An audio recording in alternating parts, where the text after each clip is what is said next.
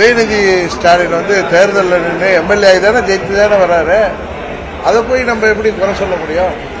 ஒருத்தரை வந்து டைரக்டாக சீஃப் மினிஸ்டர் ஆக்கி கொண்டு போனாங்கன்னா அவர் தேர்தலே நிற்காம எம்எல்சியாக இருந்து ராஜ்யசபா எம்பியாக இருந்து பிரைம் மினிஸ்டராக இருந்து போகிற மாதிரி போனால் நீங்கள் அதை குறை சொல்லலாம். தேர்தலில் மக்கள் ஏற்றுக்கிறதுக்கு அப்புறம் ஒருவர் வந்தால் இப்போ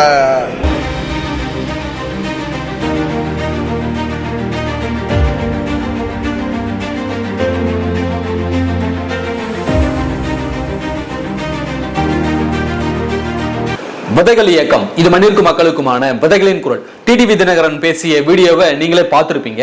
அப்ப அதிமுகவிற்கு உண்மையான தொண்டன் யார், அதிமுகவிற்கு உண்மையான எதிரி யார், துரோகிகள் யாருன்னு இதுல இருந்தே உங்களுக்கு வந்து புலப்பட்டு இருக்கும். ஏன்னா அதிமுகவை நேசித்து இன்று வரைக்கும் கட்சியிலிருந்து விலகி போனாலும் கூட அதிமுகவை மனதில் வைத்துக் கொண்டு வாழக்கூடிய இருக்கக்கூடிய தொண்டர்கள் லட்சக்கணக்கில் இந்த தமிழகத்துல இருக்கிறாங்க.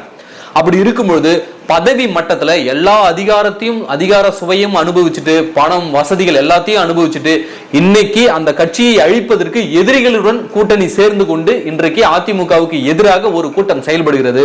அதுல டிடிவி தினகரனும் ஒருவர். நடிகர் விஜய் அவர்கள் புத்தக வெளியீட்டு விழாவில் கலந்துகிட்டாரு. அதுல ஆதவ அர்ஜுனா பேசுறாரு, மன்னர் ஆட்சிக்கு நாம முடிவு கட்டணும், ஒருவர் பிறப்பால இந்த பதவி என்பது இருக்கக்கூடாது, பிறப்பால ஆட்சி அதிகாரம் ஒருவருக்கு போகக்கூடாது அப்படின்னு ஆதவ அர்ஜுனா பேசுறாரு. அது சமூக வலைதளங்கள்ல சோசியல் மீடியாக்கள்ல பல விவாதங்கள்ல கிளப்பி இருக்கு. இந்த விதத்துல திமுக காரனே சந்தோஷப்படுறான். ஏன்னா கடைசி வரைக்கும் நாங்க கட்சியில கொடி கட்டிக்கிட்டு கடைசி வரைக்கும் உதயநிதிக்கும் அவன் வாழ்க போட்டுக்கிட்டு அவருடைய வாரிசு இன்பநிதிக்கும் வாழ்க போட்டுட்டு கடைசி வரைக்கும் நாங்க 200 ரூபாய் வாங்கிட்டு நாங்க இங்க தெருவிலே தான் கிடக்கணுமா, நாங்களும் ஆட்சி அதிகாரத்துக்கு வரக்கூடாதான்னு லட்சக்கணக்கான திமுக தொண்டர்கள் மனக்குமுறலோடு இன்னைக்கு ஆதவ அர்ஜுனா பேசிய பேச்சை ரசிக்கிறாங்க. அப்படி இருக்கும்போது திமுக காரனே அதை ஆதரிக்கும் போது, ஆதவ அர்ஜுனாவுடைய கருத்துக்களை ஆதரிக்கும் போது திமுக காரனே வாரிசு அரசியலை ஒழிக்கணும் அப்படின்னு திமுக காரர்களே நினைக்கும் போது, அவர்கள் மனதில் நினைக்கும் பொழுது இந்த டிடிவி தினகரன் முற்றிலும் அதிமுகவிற்கு முழு முதல் எதிரியான திமுகவை ஆதரிக்கும் விதமாக, எப்படி திமுக காரனே கம்முன்னு இருக்கானுங்க, இதை ரசிக்கிறாங்க. ஆனா டிடிவி தினகரன் முட்டு கொடுக்கும் விதமா, அவர் உதயநிதி வந்து மக்களால் தேர்ந்தெடுக்கப்பட்டு தாங்க வந்தவர், அவர் என்ன பிறப்பாலேயே அவருக்கு இந்த பதவியெல்லாம் கிடைச்சிருச்சா அப்படின்னு உதயநிதிக்கு முட்டு கொடுத்து டிடிவி தினகரன் பேசுறாரு.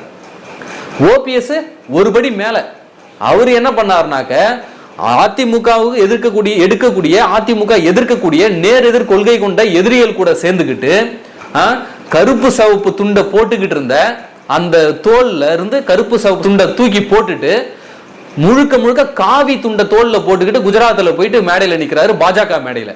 அவர் எப்படிங்க உண்மையான அதிமுக தொண்டன், அவர் எப்படிங்க அதிமுகவினுடைய உண்மையான விசுவாசியா இருப்பாங்க சொல்லுங்க பாப்போம்.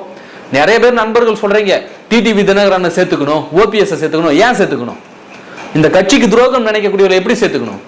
உண்மையாகவே நீ கட்சியினுடைய விசுவாசியா இருந்திருந்தா மாற்று கட்சிக்கு போயிருக்க கூடாது. இப்ப டிடிவி தினகரன் புதுசா ஒரு தனி கட்சி ஆரம்பிச்சிட்டாரு. தனி கட்சி ஆரம்பிச்சவர் அதிமுகவுக்கு எதுக்கு வரணும்? உண்மையாகவே நீ அதிமுகவின் தொண்டனாக இருந்திருந்தா, புரட்சி தலைவரையும் புரட்சி தலைவரையும் ஏற்றுக்கொண்டவனாக இருந்திருந்தா, நீ அதிமுகவில் தாண்டா நான் இருப்பேன், சாவர வரைக்கும் அதிமுக தாண்டா நீ சொல்லி இருந்தனாக்க உன்னை சேர்க்கறதுல ஒரு நியாயம் இருக்கு. நீ தனியா ஒரு கட்சி ஆரம்பிச்சுட்டு போயிட்ட. ஓபிஎஸ் பாஜக கூட கை கோத்துக்கிட்டு பாஜக மேடையில காவி துண்டை போட்டுக்கிட்டு பாஜக மேடையில ஏறி நிக்கிறாரு. அப்போ அது மட்டும் இல்ல, திமுகவினுடைய மறைமுக அதிகாரத்தை தன்னுடைய கரங்களில் வைத்திருக்கக்கூடிய சபரிசனை கிரிக்கெட் ஸ்டேடியத்துல போய் சபரிசனை போய் சந்திக்கிறாரு. ஐபிஎல் மேட்ச் நடக்கும்போது சபரிசனை போய் இவரு போய் சந்திக்கிறாரு. அவருடைய மகன் ஓபி ரவீந்திரநாத் அவரு மு.க. ஸ்டாலின் ஆட்சியை புகழ்ந்து பேசுறாரு. அப்ப திமுக கூட ரகசிய உறவுல இருக்கிற இந்த ஓபிஎஸும் மகனும் எப்படி அதிமுகவினுடைய உண்மை தொண்டனா இருக்க முடியும்? அதிமுகவினுடைய உண்மையான விசுவாசியா இருக்க முடியும்? இவர்கள் துரோகிகள், முழு முதல் துரோகிகள். சசிகலா அம்மையார் கூட பரவாயில்லைங்க, அவங்க தனி கட்சி ஆரம்பிக்கல, கடைசி வரைக்கும் அதிமுகவில் தான் நான் வேணும், அதிமுக தான் கைப்பற்றுவேன் அப்படின்னு சசிகலா அம்மையார் சொல்றாங்க. ஆனால் டிடிவி தினகரனும் ஓபிஎஸும் முழுக்க முழுக்க திமுக கூடயும் பாஜக கூடயும் கை கோத்துக்கிட்டு இந்த அதிமுகவை எப்படியாவது அழிச்சே ஆகணும்னு கங்கணம் கட்டிக்கிட்டு வேலை செஞ்சுக்கிட்டு இருக்காங்க. ஏன் உதயநிதி அவர்கள் வந்து பிறப்பால தான் அவர் இந்த பதவி அவருக்கு கிடைச்சிருக்கு. அவர் என்ன அப்படியே மிகப்பெரிய போராளியா, புரட்சி வீரரா? அவரு எந்த தண்டவாளத்துல போய் தலை வச்சு படுத்தாரு, எந்த இந்திய எதிர்ப்பு போராட்டத்துல போய் போராடினாரு, எத்தனை சாலை மறியல்ல கலந்துக்கிறாரு, எத்தனை மக்கள் விரோத திட்டங்களை எதிர்த்து களமாடி இருக்கிறாரு, எத்தனை போராட்ட களங்கள்ல உண்ணாவிரதம் இருந்திருக்கிறாரு உதயநிதி.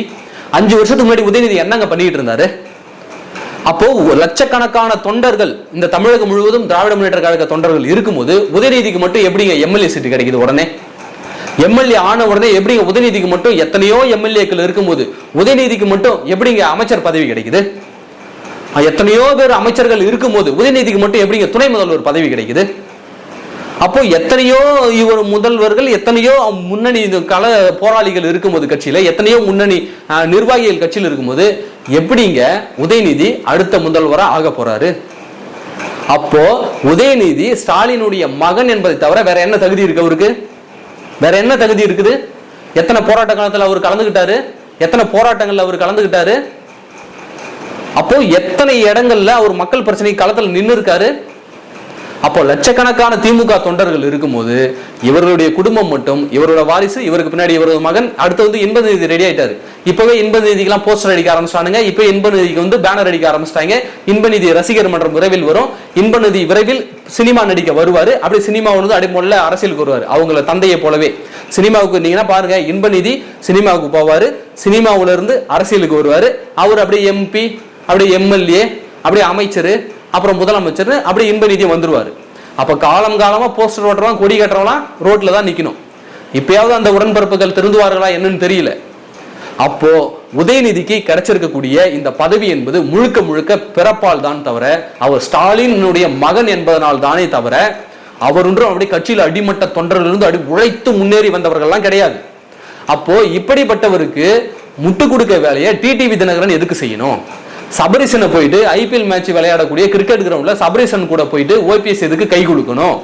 இது ஜெயலலிதா அம்மையார் இருந்திருந்தால் இது நடந்திருக்குமா? ஜெயலலிதா அம்மையார் இருந்தப்பலாம் ஒரு எம்எல்ஏ, திமுக எம்எல்ஏ, அதிமுக எம்எல்ஏ பார்த்து சிரிச்சு கை கொடுத்தானா போதும், அடுத்த நாள் அவன் பதவியிலே இருக்க மாட்டான். அவ்வளவு ஒரு கட்டுக்கோப்பான இரும்பு கோட்டை மாதிரி அந்த கட்சி இருந்தது. இன்னைக்கு நீங்க அதிமுகவை அழிக்கணும்னு கங்கணம் கட்டிக்கிட்டு எதிரிகளான பாஜக கூடயும் எதிரிகளான திமுக கூடயும் வந்த ஓபிஎஸ் மகனும் டிடிவி தினகரனும் கை கோர்த்து கொண்டு இன்னைக்கு அதிமுகவை அழிக்க, அதிமுகவை ஒழிக்க நீங்க வேலை செஞ்சுக்கிட்டு இருக்கீங்க. அப்போ உங்களை எப்படி கட்சியில சேர்த்துக்க முடியும்? உங்களை எப்படி அதிமுகவுடைய உண்மை தொண்டர்கள், விசுவாசிகளை நம்ப முடியும்? அதனாலதான் எடப்பாடியார் அவர்கள் உங்களை தள்ளி வச்சிருக்கிறாரு. எனவே அதிமுக தொண்டர்கள் ஒரு விஷயத்தை புரிஞ்சுங்க, எதிரிகள் யார், துரோகிகள் யாருன்னு தெளிவா நீங்க புரிஞ்சுங்க. துரோகிகளை ஒருபோதும் எடப்பாடியார் கட்சியில சேர்க்க மாட்டாரு. 2026 நிச்சயமாக அதிமுக ஒரு மாபெரும் வெற்றியை கிட்டும் என்பதில் எந்த விதமான துளியும் சந்தேகம் கிடையாது. நன்றி.